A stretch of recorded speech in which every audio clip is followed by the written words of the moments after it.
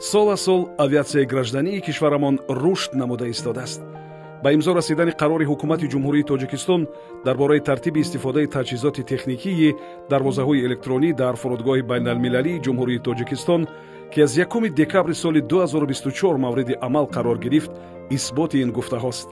тибқи иҷрои қарори мазкур дар терминалҳои фурудгоҳи байналмилалӣ таҷҳизоти техникии дарвозаҳои электронӣ насб карда мешавад.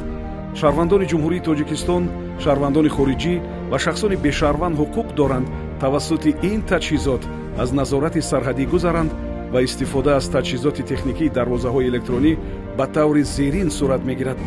гузоштани саҳифаи асосии ҳуҷҷати сафар ба дастгоҳи хониши шиноснома ва пайравӣ намудани дастури амали навбатии дар экрани таҷҳизоти техникии дарвозаи электронӣ пайдошаванда, даромадан ба дохили таҷҳизоти техникии дарвозаи электронӣ ва анҷом додани аксгирӣ ки ба таври худкор фаъол мешавад.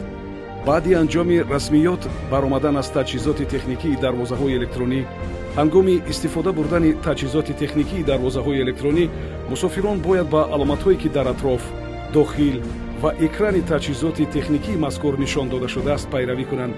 дар як вақт аз як таҷҳизоти техникии дарвозаҳои электронӣ як мусофир истифода мебарад. мақсад аз иҷрои талаботи қарори мазкур ин содагардонии гузаштани назорати сарҳадӣ дар толорҳои омад ва рафти терминалҳои фурудгоҳҳои байналмилалии ҷумҳурии тоҷикистон, кам намудани вақти ба қайдгирии пеш аз парвозӣ ва пас аз парвозии мусофирон ҳангоми убури сарҳади давлатӣ, рушди соҳаи сайёҳӣ дар кишвар, пешгирии таҳдидҳои муосир ба амнияти сарҳадӣ, баланд бардоштани сатҳу сифати хизматрасонии фурудгоҳҳо ва ба таҷрибаи байналмилалӣ ҷавобгӯ намудани шароити хизматрасонӣ ба мусофирон мебошад.